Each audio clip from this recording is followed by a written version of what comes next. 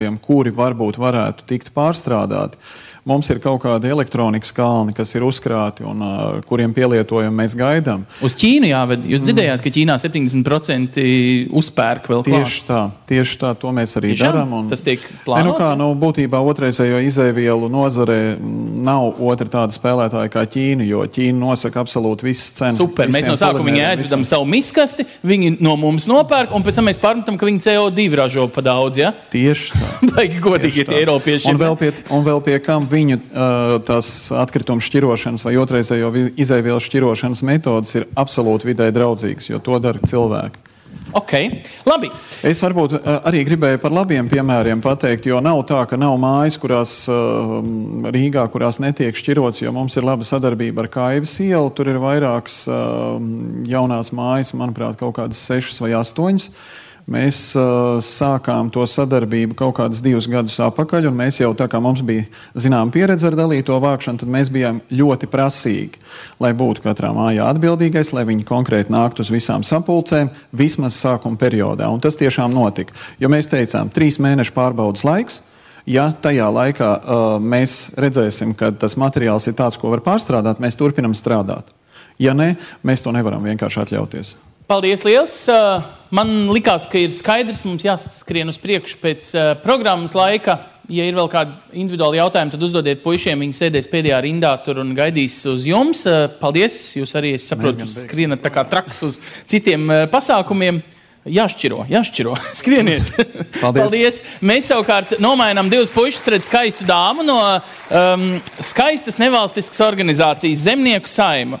Un Mairai Dzelskalējai mēs varētu prasīt to jautājumu, vai tad jūs esat zaļi, vai problēma, vai risinājums jūs esat tām zaļajām idejām. Jūs esat lielie zemnieki pārsvarā, lieliem pārmet, ka jūs pa daudz minerālu mēslas kaisat zemē, tas pēc tam nonāk jūrā. Mēs no rīta, jūs vēl nebijāt Maira atnākusi, redzējām, cik jūrā un ezeros ir dažāda tā realitāte. Citiem vārdiem, vai jūs vairāk gandējat?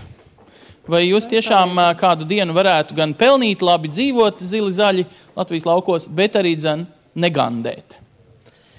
Jā, mēģināsim kopā to noskaidrot. Tātad es esmu no Zemnieku saimas. Iepriekš bija 2 kolēģi, 1 prezentācija. Mēs te 3 kopā gatavojām prezentāciju, bet atnāca šodien 1. Mani kolēģi ir Rāmavas izstādē, kur šobrīd rudens lauksaimniecības izstāde notiek. Pāris vārdos, kas tad ir biedrība Zemnieku saima?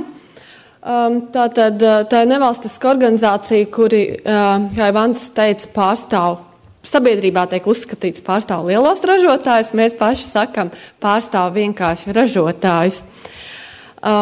Dibinātā vairāk kā 10 gadus atpakaļ, šobrīd mums ir 861 biedrs.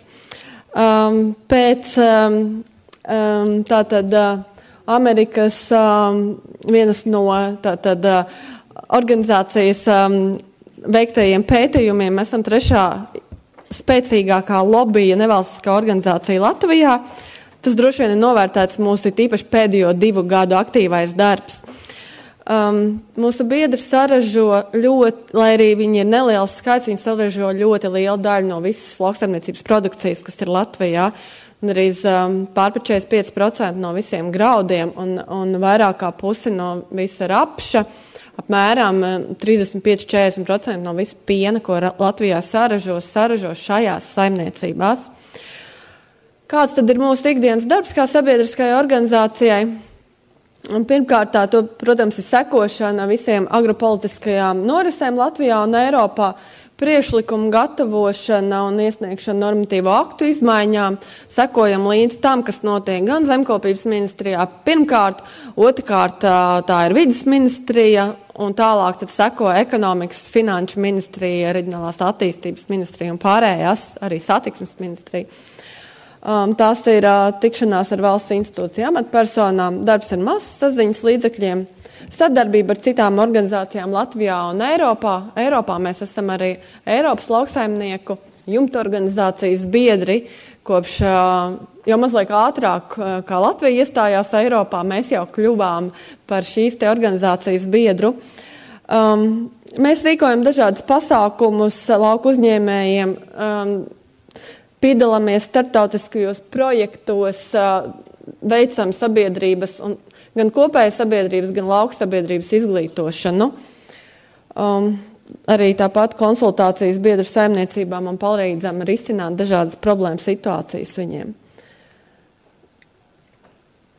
Tā.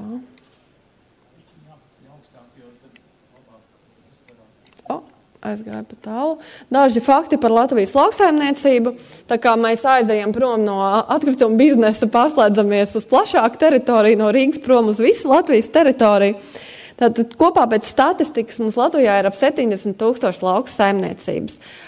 Uz tiešajiem maksājumiem Eiropas piesakās ap 65,000. Tāpat laikā pēc statistikas apmēram 30,000 saimniecības vispār neko neražo tirgumu. Viņas tās ir tikai savam patēriņam. Kopā mums ir šobrīd 1,8 miljonu lauksaimniecības zemes. Šeit gan piezīmēšu, ka vēl 90. gadā mums bija 2,4 miljonu hektāru. Mēs katru gadu pazaudējam Latvijā zemi. Zeme aizaug, pārpurvojās. Labi, ja viņi tiek apmežota, sliktākais ir tas, kas notiek, tur tiešām pārpurvojās un mazvērtīgi krūmāji, mazvērtīgi meži aug. Tātad mūsu biedriem ir tie 420,000 platība apmēram. Vidējais saimniecības lielums Latvijā 2,1 hektārs. Eiropā, starp citu, viņš ir ap, ja nekļūdos, tad 12 hektāri. Mums ir salīdzinoši, mums ir lielāka nekā Eiropas vidējā šī te platība. Mūsu biedriem tie ir 492 hektāri. Jā, šeit pēc šī cipara varam teikt, ka mēs esam lielie. Mūsu biedri nodarbina ap 3,800 cilvēkus savās saimniecībās, plus vēl sezonas laikā tie ir papildus. Ko tad Latvijas sabiedrība uzskata par zemniekiem? Tādas populāras lietas. Pirmkārt, es domāju, ka jūs visi teiksiet, ka zemnieki tie ir pārtikas ražotāji, ražo gan pienu, gan gaļu, gan graudus, gan dārziņus. Bet daudziem ir šis priekšstats, ka saimniecības ir mazas, sīkas, vecmodīgas. Saimnieki ir bieži vien čīkstuļi. Palīdzības lūdzēja valdībai, bieži vien arī uzskats, ka vidas postītāji daudziem šķiet, lai saražot šo produkciju, tiek mēslots pa daudz, piegandēta Baltijas jūra un tā tālāk. Bet paralēli tām, protams, zemnieks viņš ir pirmkārt uzņēmējs, viņš ir saimnieciskās darbības veicējs, viņš ir nodokļu maksātājs šai valstī. Un pagājušā gada krīzes situācijā lauksaimniecība un pārtikas ražošana ir arī lielākā Latvijas eksporta nozare. Tātad tas ir, pirmkārt, ko vienmēr vajadzētu atcerēties. Un zemnieks arī lauku teritorijas sociāli un pilsoniski aktīvais iedzīvotājs. Daudz viet šī te lauksaimniecība ir vienīgais biznes, kas lauku teritorijās ir palikuši. Un pateicoties šiem te cilvēkiem, vispār šajās teritorijās notiek kaut kāda ekonomiskā aktivitāte.